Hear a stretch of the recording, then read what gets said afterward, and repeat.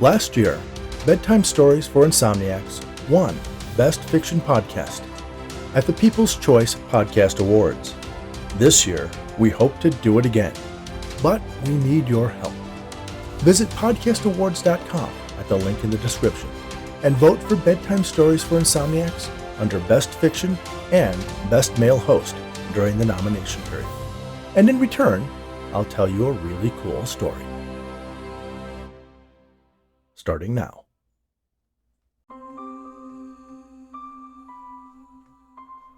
Welcome to this special presentation of the unabridged audiobook of Near Death, a rainy day investigation on the Bedtime Stories for Insomniacs fiction podcast. Near Death introduces Dr. Jennifer Day, anthropology professor and parapsychologist, to skeptical police detective Nate Rainey. It is inspired by the life and work of co-author Lloyd Auerbach and was originally brought to life as a screenplay by myself, Lloyd, and my longtime writing partner Arnold Rudnick. In Near Death, Nate nearly loses his life during a robbery and is, in fact, clinically dead at one point. When he recovers, he struggles to make sense of information he seems to have gotten from a dream that helps him track down the robbers who shot him. Jennifer is convinced he had a near-death experience, but he remains skeptical, finding logical alternate explanations for what's happening. While Nate's on medical leave, Jennifer convinces him to join her on an investigation she's conducting for a woman who has an unwanted ghostly visitor. Their efforts end with them solving a decades-old cold case. So sit back and enjoy Near Death, a rainy day investigation by Rich Hosick, Arnold Rudnick, and Lloyd Auerbach. Chapter 42. Dave was sitting at a desk that was nothing more than a card table with a folding chair pulled up next to it. Sweat beaded on his brow and soaked his shirt. Of all the locations they'd been stuffed into over the years he'd been working with Dr. Day, this one was the bottom of a very deep barrel. They were in a corner of an athletic supply room. There were shelves filled with various types of balls, gloves, helmets, track and field paraphernalia, and a caged-off area that held the more valuable assets of the university's athletic department. If there was any ventilation, he couldn't find it. The room was swelteringly hot, though between himself, Emily, and Bitts, he was the only one who was suffering. Emily was pedaling slowly on a stationary bike while reading a textbook. Whatever was playing through her earbuds was successfully blocking out the sounds of yelling and grunting college athletes in the adjoining gym. Bitts had cleared out a corner of the equipment cage. The fenced-off section was locked when Dave had first arrived, but locks and other security measures never seemed to impede Bitts. When he wanted to be somewhere, others didn't want him. He had said something about it being a near-perfect Faraday cage, and once he had crawled inside, he dropped his normally guarded demeanor and seemed 1 or 2 degrees less paranoid than normal. He was lost in a screen full of code, while a random techno soundtrack battled the sound of Emily's exercising and the shouts from the adjoining gymnasium. The only part of the jock closet, as Dave now thought of their newest office, that remotely resembled anything professional was a corner that had been cleaned out for Dr. Day's desk. The 2 oversized posters leaned against the walls so that it looked as if the haunting eyes of Harry Houdini were staring into the seductive glare of the mysterious professor. Dave knew the dean was especially mad at Dr. Day. They hadn't received the usual barrage of angry messages, just silence and banishment to this equipment room. Things had been going well, despite Dave being relegated to the receptionist's desk at their last office. It had been an office. Here he barely had room for his keyboard on the folding table, and the sole phone line ended at an outdated handset on Dr. Day's desk. Fortunately, Bitts managed to set it up so that the calls also went to Dave's cell phone. Jennifer entered. Dave looked up from his computer. He tried to get her attention, but she seemed not to see him. Her attention was focused on a rack of basketballs. Jennifer stepped back outside. She checked the number on the door against the one on a slip of paper she held, and then re-entered. She scanned the room and saw Bitts huddled over a laptop in his cage, Emily pedaling away on a stationary bike, and Dave seated at his card table. He offered her a welcoming smile and wave. He nodded his head toward the corner where her desk and posters were situated. Jennifer spied her corner. She closed her eyes, took a deep breath, and stayed that way for nearly a minute. "Are you all right, Dr. Day?" Dave asked.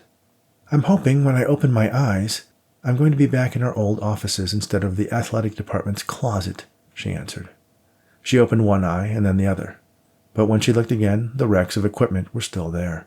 She crossed over to her desk, placed her hands on it, then tilted her head back and howled. The primal scream released a torrent of anger, frustration, and despair in one ear-splitting screech. Dave was uncertain what to do. He had never seen her like this. She was usually a roll-with-the-punches sort of person. It was Dave who usually felt hopeless enough to scream. Dr. Day was the one who always gave him a compliment and made unrealistic assurances that somehow made it all better. He wasn't sure how to do that for her. Jennifer spun around. Her shriek had garnered the attention of Emily and Bitts as well. They too were unaccustomed to the fury and rage that now showed on Dr. Day's face. She spied a soccer ball on the floor nearby and gave it a kick that would have put it into orbit if they were outside. It bounced off a wall, knocking into a rack of basketballs, sending all of them to the floor, bouncing and rolling. Emily ceased her spinning. Bitts turned off his music, and the room fell silent. Even the activity from the gym next door seemed to take a break. The soccer ball rolled back toward Jennifer, stopping just short of her feet. "This," she said in a voice devoid of her usual cheery optimism, "is unacceptable." She turned to Dave. "Get the dean on the phone." Dave automatically searched his desk for the phone, but then remembered the sole handset for their current location was on Dr. Day's desk. He stood up from his table, then crossed over to the desk in the corner against which Jennifer was now leaning, regarding the equipment room with a steely, furious glare.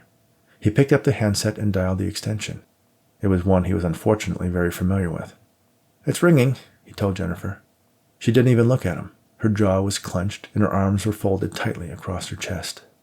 "Hello, I have Dr. Day for Dean Patterson." Dave listened to the voice on the other end for a moment, then asked, "When do you think he'll be available?" Jennifer spoke up. "Tell her that if she doesn't get the dean on the phone right now, I'll go to the media instead." Dave put his hand over the mouthpiece of the phone. "The media?" he asked. Jennifer turned to Dave. "Tell her," she ordered. Dave repeated the message to the dean's assistant. "The media?" Emily asked, curious. Jennifer ignored her, focusing her attention on Dave. "Yes, I'll hold," Dave said into the phone. He turned to Dr. Day, hoping for some guidance as to what to say next, but Jennifer had returned her stare to some unfortunate spot on the opposite wall. "Hello, Dean Patterson," Dave said. "Tell him this so-called office he stuck us in is not suitable for a tenured professor." Dave said tentatively into the phone. "Dr. Day wanted to tell you she's not happy with—" Jennifer cut Dave off and repeated her message. "This so-called office is not suitable for a tenured professor." Dave took a breath. "She wanted to tell you that this so-called office is not suitable for a tenured professor." He listened for a moment, then said, "He's sorry, but the funding for the other office fell through, and there's nothing else." "Tell him I know exactly why the funding fell through, and so does he. And if he's going to be such a petty bureaucratic nincompoop, he should resign and let someone who cares have the job." Dave put his hand over the mouthpiece again. "Can you repeat that one?" Jennifer snatched the phone from his hands. "Robert, do I really need to take this to Dateline? There's a producer over there who's dying to do a profile on me, and I'm sure she'd love this angle. Professor punished for Dean's disastrous fundraising attempt." She listened for only a second before cutting him off. "Of course it's your fault. I did the right thing. You're the one who let the dollar signs blind you to an untenable situation. Did you even know that his wife was dead? Did you even care?" Dave's mouth hung open. He'd never heard Dr. Day let loose on the dean like this before. Usually she deflected his complaints with a joke. This was an altogether different side of her. "I don't know. You're the administrator. Find some other rich widower you can sweet-talk out of a few million. I do my part. You know that my class is bringing more students than—" Jennifer bit her upper lip, listening to how the dean was answering her. "My work in that area does not interfere with my responsibilities to the department. You know that. And if you had told me Worthington was under the influence of that dime store Svengali, I maybe could have done something to help and keep your precious donation." Jennifer fumed as she listened to the dean's reply. "You are a pompous, arrogant idiot, Bobby. I hope you rot in hell." She smashed the handset back into its cradle and buried her face in her hands. There was a knock at the open door to the supply room. Everyone's heads turned to see Nate standing there, neatly dressed, despite having his arm in a sling and one foot in an orthopedic boot. In his good arm, he carried what looked like a giant basket. He offered a friendly smile. "You guys don't like to stay in one place, do you?" The joke didn't elicit the reaction he was expecting. There was a seriousness among Jennifer and her staff that didn't take a detective to discover. "Should I come back later?" he asked. No, come on in, Jennifer said, wiping the start of a tear from one eye as she walked around the desk and took a seat behind it. Dave, would you and Emily mind getting the equipment over to Diane's apartment? She tossed Dave the keys to her van. I can help out, Bitz offered. You can? Dave asked, surprised that Bitz would volunteer to do anything. Jennifer smiled. Thank you, Bitz. I'd appreciate that. I could also see about transferring Worthington's liquid assets to a Cayman bank account under the dean's name, leak it to the university president and the press. A kill two birds with one stone kind of deal, Bitz added. That's okay, Bitz. Thanks for the offer, though. I'll keep it in mind, Jennifer replied. The three of them grabbed some equipment cases and a dolly loaded with other boxes and left the equipment room, leaving Jennifer and Nate alone. He limped over to her desk and looked around. I'm not saying it's the Taj Mahal, but it does have possibilities. Jennifer laughed. It doesn't matter. He won. I give up. I can't fight this battle anymore. Maybe I should move on to someplace else where I'm not constantly in someone's crosshairs. If you find such a place, let me know. I could use a break from office politics myself. He sat down on the edge of the desk across from Jennifer. You know, I'm not usually one for giving people pep talks. I'm probably not very good at it, but in your case, I'm going to give it a try. Oh, why's that? Because I just saw 3 young people who you mean the world to soldier on in the face of the biggest adversity they're likely to see until they get married. Jennifer chuckled. She was determined to stay in a bad mood, but Nate was making that difficult. What would happen to them if you left? Bitz would probably be okay, but Dave would have to start over on whatever it is he's doing, and Emily would be forced to try out for the cheerleading squad. Jennifer couldn't hold it in any longer. Oh God, that would be truly an earth-shattering disaster for all involved. And it would be all your fault. Wow, you really didn't undersell sucking at pep talks. Listen, I may not be on board with all the ghost hunting stuff, but I've seen you teach. I've seen the loyalty that your staff has for you. I saw you do the right thing at Worthington's house despite knowing it would land you in this godforsaken wasteland of an office, and I respect that. I don't think this university can afford to lose you. I can't fight this battle alone. You don't have to, Emily announced. Jennifer and Nate turned and saw Emily and the guys standing in the doorway. We're all behind you, Dr. Day, Dave added. Doesn't sound like you're alone at all, Nate said. Jennifer considered. Okay, I'm in. She looked around the equipment room. Don't get used to this place. I promise we won't be here long. She took a deep breath and stood up. Diane is expecting us to help her find out what's going on at her apartment, so let's get that done. She straightened up, wiped away a tear running down her cheek, and grabbed her bag. She nodded at Nate's basket. I hope there's food in there. I haven't had lunch. Chapter 43. Nate stood out of the way and watched as Jennifer directed her crew to place a variety of sensors and cameras around Diane's apartment. Diane stood next to her, nervously watching the technical invasion of her home. Bitz set up a portable workstation that had an array of 3 monitors displaying camera feeds and visualizations of different instruments, measuring electromagnetic activity, temperature, and a host of other parameters. Dave, Bitz called out, tilt that bedroom camera to the left a few degrees. One of the video screens shifted. That's it, Bitz said. He turned to Jennifer. My work is done. You've got the standard setup, cameras on visual spectrum as well as infrared. Motion detectors are here, he added, pointing to an area on one of the monitors. And the ambient noise monitors are over there. I worked on the algorithm to minimize the noise and amplify the anomalies. Had to put in my own hotspots. Ms. Collins' Wi-Fi was too slow. Everything is streaming to the cloud with a local SSD backup. Thanks, Bitz, Jennifer said. Ping me if you need anything, he said, then closed a laptop, stuck it into a backpack, and slipped quietly out of the apartment. He's an odd one, Nate commented. Where did you find him? I didn't. He found me. Just showed up one day at my office with some gadgets and asked if I would test them for him. I don't know if he's even a student at the university. He just comes and goes, brings me new toys, and handles all the data, so I don't ask too many questions. I'm guessing that's how you found my address and my uncle. I'm out of here too, Emily said. I am a student, and I've got homework to catch up on. She stuffed some leftover devices into one of the cases, grabbed her backpack, and left the apartment. Dave entered from the bedroom carrying a mostly empty crate. He looked around and saw that Bitz and Emily were gone and sighed. Anything else you need? Looks like all the sensors and cameras are in place. Can you put the cases and crates over in that corner? Jennifer asked. Dave nodded, then collected the containers all the equipment had been brought in and stacked them neatly in the corner. What's next? Diane asked. Well, we wait. Make the apartment as welcoming as possible for whatever presence may be inhabiting this space. Nate hobbled over to the sofa and lowered himself down. Weirdest stakeout I've ever been on, he said. Usually we're not in the same room as whoever or whatever we have under surveillance.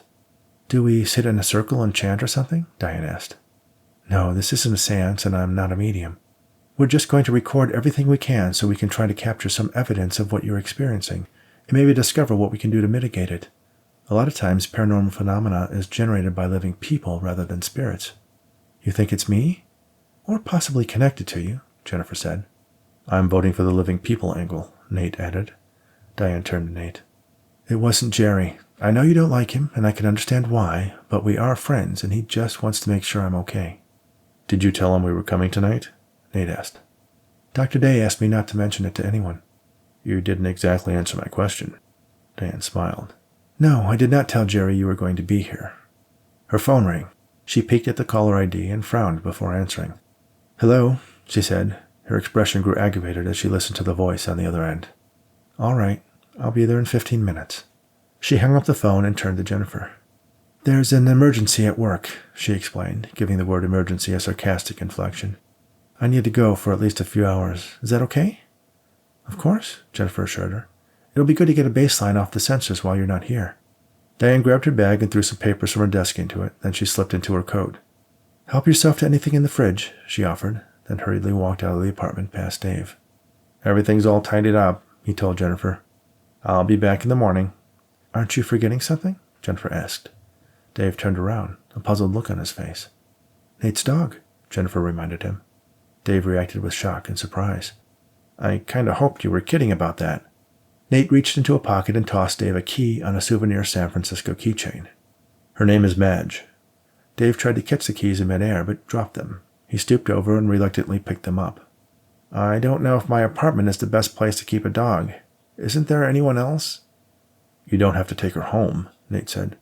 I set up the guest room for you. There's a note on the kitchen table explaining everything you need to do. She has a kennel, but I wouldn't bother trying to keep her in there. She's a notorious escape artist. I left you some money and some local takeout menus, too. Treat yourself to something nice. I really appreciate you doing this. Dave's demeanor suddenly changed. He wasn't used to being rewarded with anything beyond a kind word for his efforts. Thank you, he said. Oh, and there's probably a police cruiser parked up front. They know you're coming. If anyone tries to break into the house and kill you, let them know. A panic washed over Dave's face. Why would they want to kill me? He asked. Oh, they don't want to kill you. They want to kill me. It's nothing for you to worry about. Forget I mentioned it. Okay, Dave said sheepishly. He stuffed the keys into his pocket and turned slowly to the door. His short-lived enthusiasm had evaporated. Thanks, Dave, Jennifer added. Dave grunted. He opened the door and jumped in surprise when he saw Rose from across the hall standing there. Hello again, young man, she said. She peeked around him and spied Jennifer and Nate sitting in the living room. Is Diane here? Sorry, no, she had to go to work, Jennifer explained. She'll be back later tonight. Anything we can help you with? Oh, no, I was just wondering what all the commotion was. A lot of coming and going on. Nate cut her off. We're going to be leaving soon ourselves. Sorry for the bother. Oh, all right, Rose said. Have a nice day. She turned around and shuffled across the hall to her open door and disappeared inside. One more thing, Dave, Jennifer said. Dave turned, his usual defeated demeanor hanging on his face. Yes? Could you bring Nate's basket over here? Dave looked around and spotted the basket nestled between some other containers. He pulled it out and carried it over to where Jennifer and Nate were seated and placed it on the coffee table. Thanks, Jennifer said. You're the best. I know, Dave answered, unconvinced. He headed for the door, picked up his own backpack on the way, and closed it behind him. Well, Jennifer said cheerfully, looks like it's just you and me. And I don't know about you, but I am really starving. Shall we see what you brought? Nate smiled and sat back as Jennifer began unpacking the basket. Chapter 44. Jennifer placed a hand over her stomach as she reclined, satisfied. Okay, 2 questions. Where did you learn to cook like that, and how is it you're not married? Did my mother put you up to that second question? Well, in my experience, it's rare to find a man whose kitchen repertoire goes beyond the microwave. Nate shrugged. I always liked good food, and after a while I decided it would be easier on my wallet to learn how to make it on my own instead of always paying someone else to do it. Well, my compliments to the chef. I'm going to hire you to cater all of our stakeouts from now on. I can't imagine the meal at Worthington's would have been any better. Nate cast a glance at the workstation monitors. Several of the video windows showed different angles of the living room, most of them with either Nate or Jennifer or both of them in view. Others showed the kitchen, the bedroom, and even some discrete views in the bathroom. "So," Nate casually asked, "what do you expect to see?" "Hard to say," Jennifer answered. "Have you caught a lot of ghosts on video?" "I wish," Jennifer answered. "It's not that easy. There's even a debate on whether a video or even a film camera can see a ghost. There may be a psychic component that cannot be captured electronically or chemically." "Then why all the cameras?" Nate asked. "What we're more likely to capture is our phenomena interacting with physical objects. Diane described in 2 of her major encounters that our ghost broke a perfume bottle and then a coffee cup. Hopefully we'll catch something like that," Jennifer explained. Nate pointed out one of the other sections on the monitor. "Electromagnetic activity?" he asked. "Yes, we often detect various electromagnetic anomalies during paranormal events." "What about the microphones?" Nate asked, pointing at some displays that danced in sync with the sound of their voices. "Sometimes we get audio artifacts." "Got all your bases covered," Nate remarked. "What happens if you don't record anything?" "If Diane lets us, we'll leave behind one of Bit's omniboxes." She held up her hand. "A little device about this big, a scaled-down stakeout in a box. And we keep looking. There's just too many examples of unexplained phenomena. Eventually we're bound to capture some definitive proof of one sort or another. It may be that we just haven't developed the tools to capture the evidence. Bits is always coming up with different sensors and cameras and microphones. It's just a matter of time." "Or maybe it's just a big waste of time," Nate suggested. Jennifer assumed the air she projected in her lectures. "At one point, scientists thought that atoms were the smallest unit of matter. Then we discovered electrons and protons and neutrons and developed the tools to smash them together into even smaller pieces and record their existence. We can't see them with the naked eye or even with a video camera, but once we discovered how to detect them, no one doubted their existence." "Interesting argument," Nate conceded. "You're not convinced?" "Well, if you're saying a human brain is required to see a ghost, then no, I'm not. The way the mind interprets information from our senses bears little resemblance to what most people would consider reality. We're evolutionarily designed to be susceptible to confirmation bias, and memory is notoriously fallible." "That's true, but the fact that the human mind is a mystery that we are still a long way from fully understanding just means that there may be room for the possibility that it can be receptive to thoughts from others, that it can perceive physical objects beyond the reach of our senses, that it can even sense events that haven't happened yet." "That's a stretch." "But if we can get there, if we can conceive of a mind that reaches beyond the physical, then the concept of a soul isn't far behind. After all, what is a soul but a human mind that exists beyond the impermanence of our physical selves?" Nate smiled politely. "You can't tell me that you've never had a gut feeling about a case you are working on." "That's different," Nate insisted. "That's merely the mind processing information on a subconscious level." It was Jennifer's turn to smile politely. Nate shifted uncomfortably in his chair. "You're going to bring up the license plate thing again." "What's your explanation?" "Simple," Nate said. "When Max and I were driving to the store, my subconscious mind took note of a suspicious car, maybe even noticed the 2 robbers inside it. When I was asleep after surgery, my brain connected the events of my being shot with that subtextual memory, and it surfaced as a mnemonic phrase." "That doesn't sound very simple." "You think it's more likely that my soul took a little vacation from my body, gathered intel on the robbers, and delivered it to me when I woke up?" "Out-of-body experiences are fairly common to people who are receptive to them, and it's also an element of near-death experiences." "Are we really going to go there again?" "No, not if it makes you uncomfortable." Nate ended the conversation and started cleaning up the remnants of their meal. He sealed up the plastic containers he had brought the food in and stacked them up, laying a half-empty package of crackers on the top. He stood up and picked up the pyramid of Tupperware with his good hand. "I can help you with that," Jennifer offered. "I got it," Nate said. He started hobbling toward the kitchen to store the leftovers in Diane's fridge. About halfway there, the crackers started to slide off the top. He tried to rebalance the load, but the crackers fell off, and he was barely able to maintain control of the containers. The package hit the floor, and the crackers smashed into crumbs. "Are you okay?" Jennifer asked. "I'm fine. I'll clean it up in a minute." He continued walking to the kitchen. The lights flickered. Nate stopped and looked back at Jennifer. "Is that the best you can do?" She held up her hands to show she had nothing to do with it. "I was just sitting here." "Probably all the electronics Bit has plugged in here." "Actually, all of his stuff runs off a battery. He's very particular about isolating his systems from stray signals and power surges." Nate nodded suspiciously, then continued into the kitchen. He set his containers on the counter, then opened the refrigerator and placed the leftovers onto a free shelf. Diane didn't appear to be the type of person to keep a lot of food on hand. He closed the fridge, then looked around for something to clean up the mess. He spotted a tall, narrow cupboard and found a broom and dustpan inside and carried them out to the living room. "You just missed it," Jennifer said. "Missed what?" "One of the magnetometer windows just went nuts." "Probably because I opened the refrigerator door." Nate approached the spot where he had dumped the crackers. Instead of being spread out on the floor, the crumbs were gathered up into a neat little pile. Nate looked over at Jennifer, who was staring at the screen.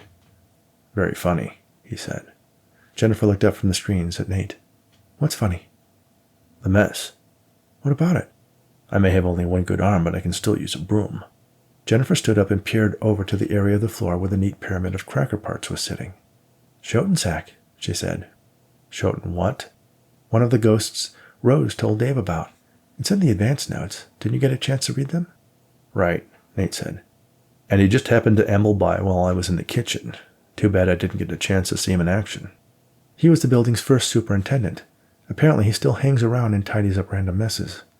I told you there was a spike in electromagnetic activity." "How convenient," Nate said dismissively as he clumsily swept the crackers into the dustpan. "I can rewind the video for you. I swear I didn't leave this sofa." "Uh-huh," Nate replied, unconvinced. He carried the dustpan back to the kitchen and dumped it into the trash before returning it and the broom to the cupboard. When he got back to the living room, Jennifer was sitting with her arms crossed, glaring at him. "What?" he asked. "Do you approach all of your investigations with such a closed mind?" "I never think the neat freak ghost did it," Nate said. He shuffled over to the sofa and sat down next to Jennifer. "Besides, whatever this is, it isn't an investigation. It isn't an investigation." "Why? Because there's a possibility of discovering something you can't explain?" Nate shook his head. "I just think there's another explanation." "Look, I deal with skepticism every day. My office isn't in a jockstrap closet just because I didn't play along with the dean. I've been battling with the administration and my colleagues for years to gain acceptance for my work, and I understand how difficult it is to convince people to open their minds to something that is so easy to fake. That's why I study magic. That's why I chase down every possible opportunity to find proof. I just want you to be open-minded." "Okay," Nate said. "If you do the same." "Fine. Convince me that everything Diane experienced was Jerry Henderson." "I don't have to." "Oh, really? Sounds like a bit of a double standard going on here." "You saw her when she was here earlier. That job of hers is a stress factory. It's much more likely to believe she accidentally left that stove on than some supernatural explanation." "And the apparition she saw in her bathroom?" "In a steamy bathroom in the reflection of a steamed-up mirror? Stress, anxiety, maybe paranoia. I'm moving to a new building across the hall from a nosy neighbor full of gossip and ghost stories. You don't need to resort to the supernatural to see a woman on the brink of a nervous breakdown. Throw in the emotional roller coaster of an ex-boyfriend, and don't try to tell me he's just a good friend. He's keeping her close to him because he thinks he can catch her in a vulnerable moment." "Okay," Jennifer said. "I might agree with you on that last point. He is kind of a slimy guy." "Thank you," Nate said smugly. "But I also don't think he's smart enough or motivated enough to pull off some paranormal sideshow just to get her back in bed." Nate considered. "Well, I can't argue with that. But it doesn't rule out that it was all in her head." Jennifer shrugged. "Doesn't rule out that it was a ghost either." "All right, truce," Nate said decisively. "You help me track down Henderson, and catch him," Jennifer added. "And catch him," Nate agreed. "So I will do my best to keep an open mind tonight." "Thank you," Jennifer said. "So, what's for dessert?" Nate reached over and pulled out another container from his basket. He set it down on the coffee table between himself and Jennifer and peeled back the lid. The aroma of the tiramisu inside brought an instant smile to Jennifer's face. Nate produced a couple of forks and handed one to her.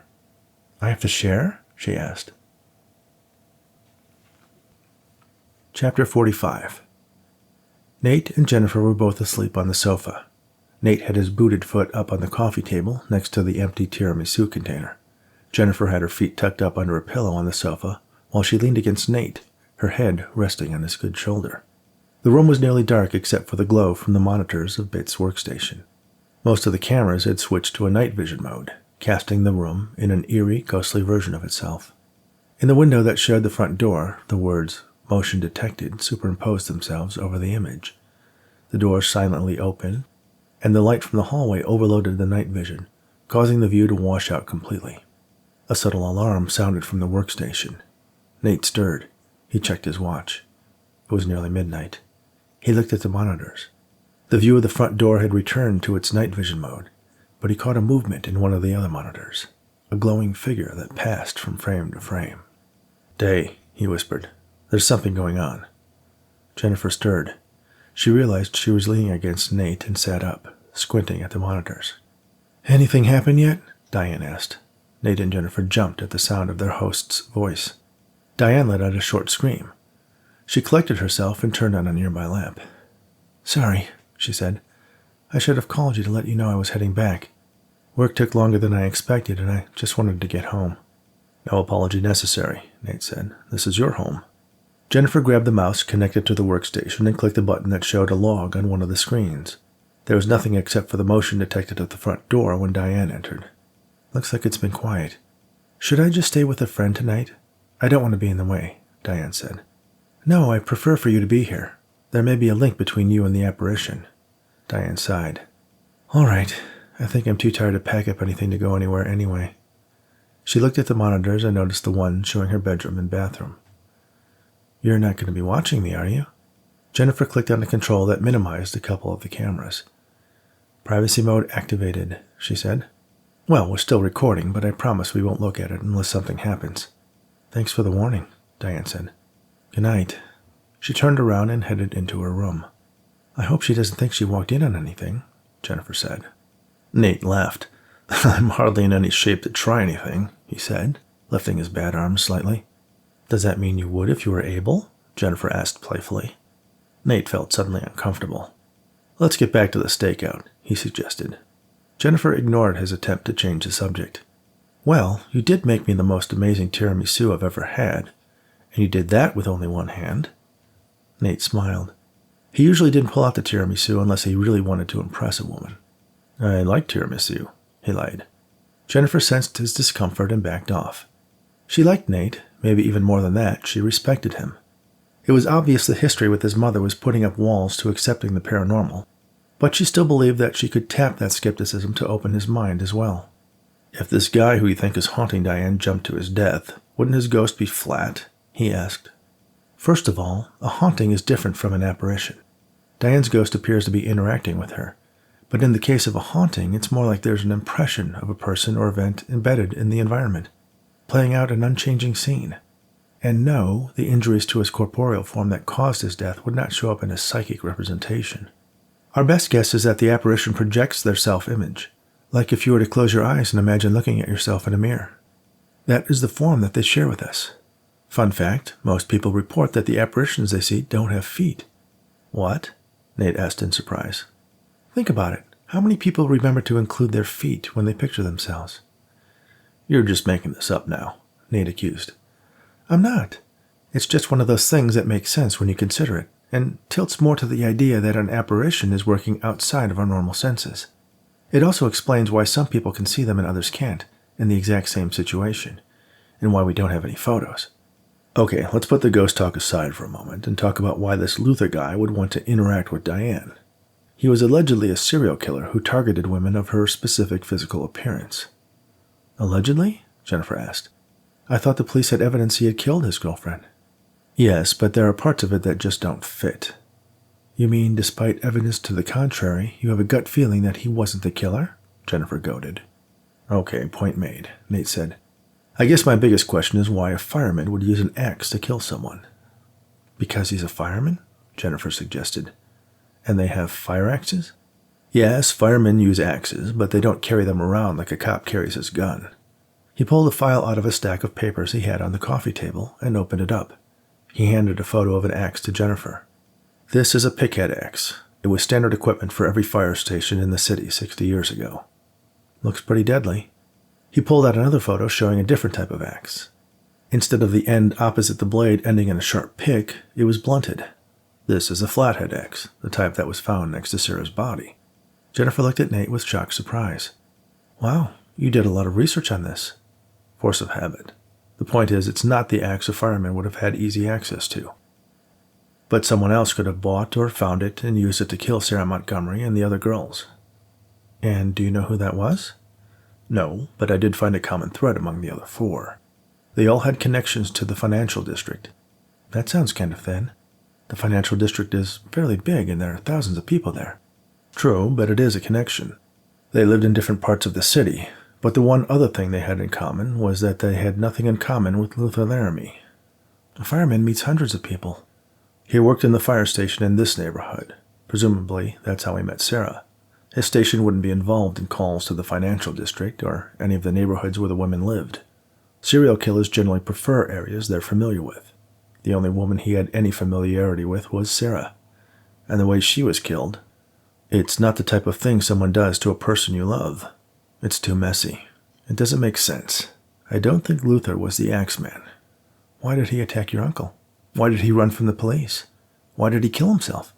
He found the love of his life brutally murdered. He had his blood all over his hands and clothes. But I'm not sure he killed himself. Because he jumped to the next building instead of the street. Exactly. A fireman would be very aware of the type of fall that could kill someone. The one that killed him could have just as easily left him with just a couple of broken legs. But the full 12 stories would have done him in without a doubt. I think the real killer was still here. I think he followed Luther to the rooftop and either chased him off the edge or pushed him. That's a lot of I thinks in there. Yeah, and absolutely no proof, but it makes sense, Nate said, setting down his folder. Diane picked out a comfortable pair of pajamas from her dresser, mindful of the camera placed in a corner of the room.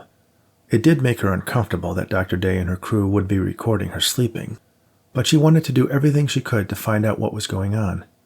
She trusted Jennifer and her staff to be discreet, but she also knew of a few videos from her college days that were still floating around the internet that she hoped her future children would never see.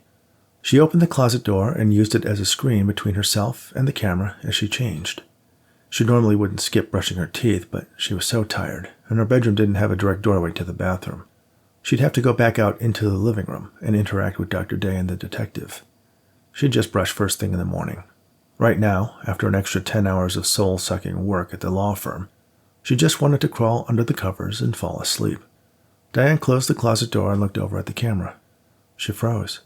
Standing there, mouthing words she couldn't hear, was the man in the fireman's coat. He moved toward her. She screamed. Jennifer and Nate both got to their feet immediately when they heard the shriek from Diane's bedroom. "Diane!" Jennifer called out. "Diane, are you okay?" There was no reply. Nate rushed over to the bedroom, refusing to let the orthopedic boot slow him down. He grabbed the knob and tried to open the door, but it was locked. "Diane!" he shouted. "Open the door!" Pressing his ear to the door, Nate could hear part of what sounded like a conversation, but he couldn't make out the words. Then there was a shout, followed by a thump. Nate reared back and slammed into the door with his good shoulder, but the old oak was too strong and he was too weak. "Let me try," Jennifer said. Nate stepped back and she aimed a surprisingly powerful front kick at the door near the knob. "Where did you learn to kick like that?" Nate asked. "I used to be a martial arts instructor in college." She landed another powerful kick. The door didn't budge. "Hang on, I have an idea," she said. Jennifer raced out of the apartment into the hallway. She returned a few seconds later with an axe. "It was in that box with the fire hose across from the elevators," she explained. She hefted the tool and took aim at where the door met the jamb just above the doorknob. The axe bit into the solid wood. Jennifer pried it out, and after a few more blows, the door jamb was starting to splinter. "Give it another kick," Nate suggested. Jennifer set the axe aside and assumed a martial arts stance and launched all of her weight behind a front kick that shattered the door jamb. The door swung open. Diane was lying unconscious on the floor. A ceramic bowl lay broken next to her. Jennifer rushed to her side while Nate scanned the room. The window was open. He went to it and cautiously stuck his head out. The fire escape was just outside. He looked down the iron steps, but there was no one there. He looked up. That was the only direction the assailant could have gone in such a short time. "Henderson!" he shouted. Nate pulled his head back in and went to check on Diane. Jennifer drew his attention to a bleeding wound on the back of Diane's head. "Diane! Diane!" Nate said as she started to drift back into consciousness. "Was it Jerry? Is that who hit you?" "I saw him," Diane said weakly. "Who? Who did you see?" Jennifer asked. "I'm not letting him get away," Nate said. "Call 911. He headed for the window and stepped out onto the fire escape. He pulled out his phone, put it into flashlight mode, and pointed it skyward. There was no sign of the attacker. He started climbing the iron steps between floors, scaling the fire escape upward toward the roof. Jennifer grabbed a pillow from Diane's bed and gently lifted the woman's head to place it underneath. Diane cringed and let out a weak moan. "What happened?" Jennifer asked. "Was it Jerry?" "Jerry?" Diane asked, confused. No, it was the man in the coat. Luther? He hit you? No, she said, frustrated. He was trying to warn me. Warn you about what? Whoever hit me from behind. Thank you for listening to Near Death, a Rainy Day Investigation by Rich Hosek, Arnold Rudnick, and Lloyd Auerbach on the Bedtime Stories for Insomniacs fiction podcast. If you're enjoying this free presentation, I hope you'll post a review on Amazon, Goodreads, or Audible. That, and sharing this podcast with anyone you know who enjoys audiobooks, are the best ways to show your support. If you'd like to know more about the host of Bedtime Stories for Insomniacs and learn about my other novels, visit richhosek.com and stop by rainyandday.com for more information about this series. That's RANEYANDDAYE.com. Thanks again, and all the very best.